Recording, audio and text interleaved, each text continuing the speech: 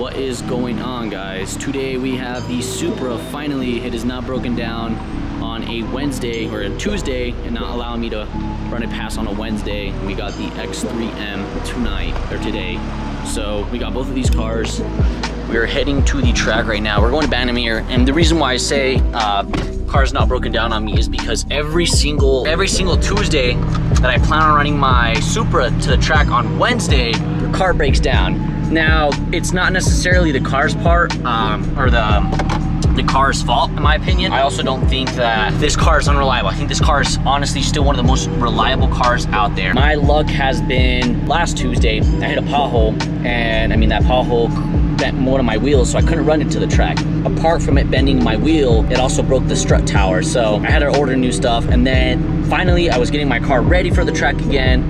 And then my other unlucky stuff some other unlucky things happened, which was my, so I have a charge pipe, and when you're single turbo on these cars, the charge pipe, the way that it blows off is it hits down. So when it hits down, it hits it's like this coolant piece, and it snapped it completely off, which caused, it's a water neck, there you go.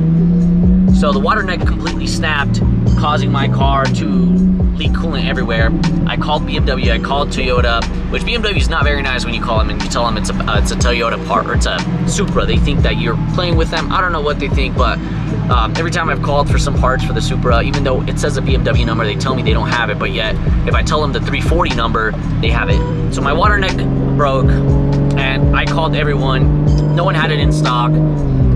I think it was like a 5-day wait, so I was like, well, this is unfortunate. What else can I do? And I figured out, talked to Jeff, and I figured out P-Tuned has the water neck, the billet piece, which pretty much prevents it from actually cracking. So anyways, I got in contact with them, and I was able to get that billet piece overnighted, which even then, even though I got it overnighted and it was supposed to show up that same day, Wednesday, for me to run at the track, some unfortunate events happened, and somehow UPS got the part lost or something, and it didn't come until the next day. So I've just had some bad luck with the Supra to try to run it at the track, because I've been trying to run this thing for 2 weeks straight. We are now on a new revision. So that dyno that you guys saw that was on 700, 698, 770 torque, that one was an old revision. I'm on a new revision now with a little bit more boost. The nitrous is still not quite set up, and I'm not probably gonna do it before street car takeover, unfortunately. Anyways, I know I'm talking a lot. Basically, I've just had bad luck with this car every Tuesday. So with that being said, it's a Wednesday today. Car's not broken down, knock on wood.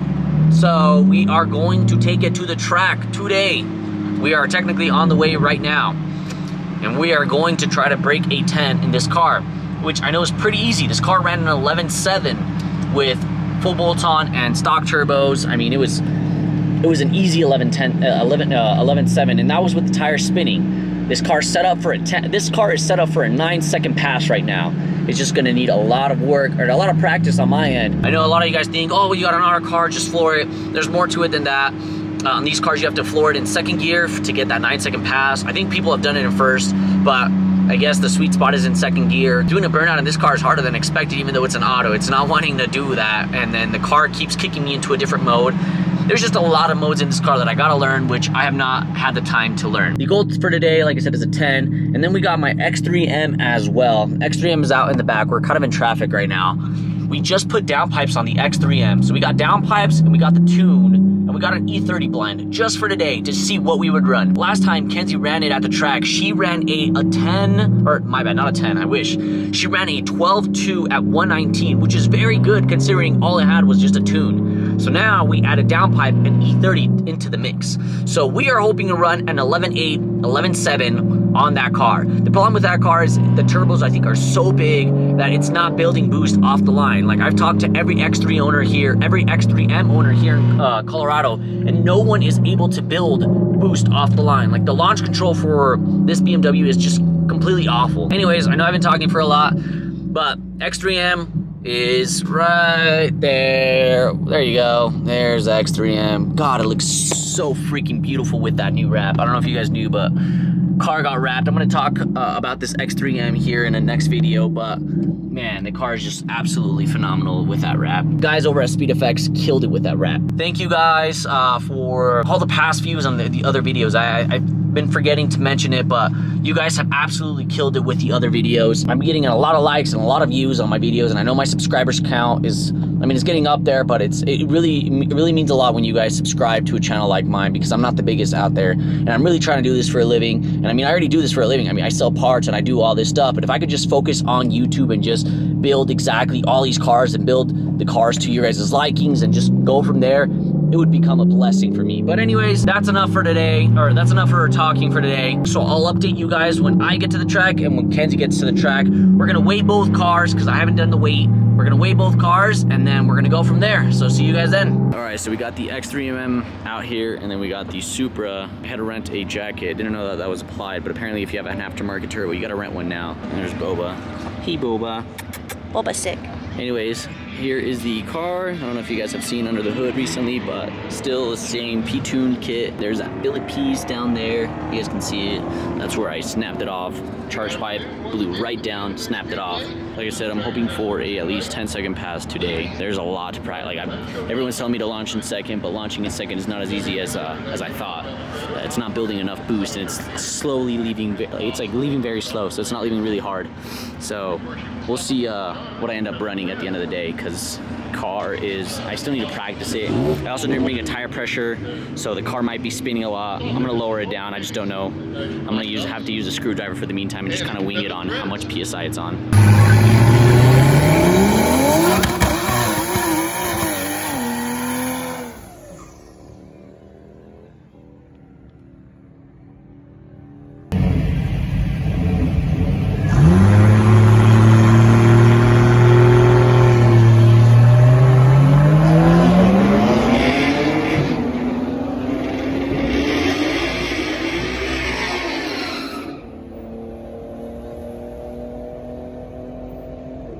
Alright guys, so I did a run and this was my time, 11.7 at 133. So I got the mile an hour. The launch was completely awful. As you can see, my 60 foot was 2.3. Now what ended up happening was when I was running the car, I tried launching it in second. It did not build boost, like it cut off. It felt like I was flooring it normal, or if I was just rolling into it. Basically, I was pretty much built boost. I was trying to build boost, launch at about 3,000. Car just went and just took forever to load. So I wasn't able to load boost, so that gave me a bad launch. I'm gonna try him first, just see what happens. I know a lot of people told me to go in second, but I just wanna see what this car does, and second was completely awful, so let's give it a shot.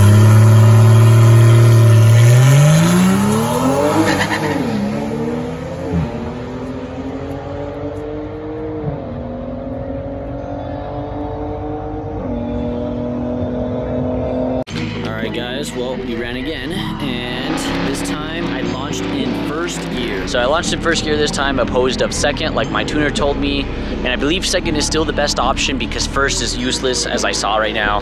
I just can't get second right. So what I'm gonna do is I'm gonna practice a little bit more on the street, trying to get out of the hole in second gear and see if I can get this second gear really good. I'm still gonna do a first gear pass just because I need to practice more, and I don't want to practice it on the track because I'm wasting my time. Anyways, I don't know why she's laughing. This was my pass. So number 437. I ran a 10.8 at 137. Now the time here can improve by a lot because as you guys can see, my 60 foot was a 2.1. If I can get my 60 foot down to a 1.6, it's probably gonna make my whole time just completely switch from a 10.8 to probably even high 9 or low 10. My mile an hour is amazing. This 137 is absolutely rock solid in my opinion. Like this is really, really fast. This tells me that the car is making probably like 700-ish, like 750, 760 now. I need to get on the dyno, but I mean, to me, dyno numbers are very relevant. It just really matters what you put down here at the track. So really good day so far. I'm gonna go for another pass. I think we might got like 1 or 2 more passes. Kenzie ran an 11.9 at 122. You guys have to understand, this thing is a tank. This thing weighs 4,500 pounds, and this is a big SUV. And all it has is downpipes and a tune, and a little bit of E30 that we put in there today, which is probably not even E30. It's probably like some shitty ethanol. We're gonna switch this to Ignite this weekend, so we can, cause yeah, it's probably some awful blend. But anyways, we're gonna switch this up on this car, just put a little bit better ethanol for street car takeover. We signed her up for the 11 class. which at this rate, it's a mistake because she's running high 11s. So we're gonna try to get a 12-second class and maybe not put any 85. If we do an 11-second and 12-second class and put no 85, you should be perfectly in the 12s. Anyways, really good pass. We're gonna see what we do again. And my burnout was not the best the first time as well. The burnout was awful compared to the first time. So let's see if I can get that. I want to get a 10.6 by the end of the day. That's the goal. We'll see if that's possible. Tomorrow. What's going on, guys? So it is the next day here at the shop. I forgot to record yesterday, just to give an update on what ended up happening with the Supra. Ignore this. I opened up the cap and kind of exploded here. The car did best time was a 10.8 at 137. DA was 8,900. Again, our altitude here is about 66, 6,700 at Bandimere. I have to figure out how to launch it. I tried doing a few launches here out in the street yesterday, and when I did a few launches, I was able to do it in second gear, and I was able to build boost out on the street. I just couldn't do it at the track. I only got, I think, what, 2 or 3 passes yesterday at the track anyways, so I couldn't really test it out. I only did 1 pass in second gear, and obviously that didn't work, and then the other pass was in first gear, and that's the one that got me the 10.8. However, first gear is pointless. I've seen it yesterday. If I can learn how to launch this thing in second, or I can nail it down, I figure out the trick, then I think I can get into a low 10 or maybe possibly high 9.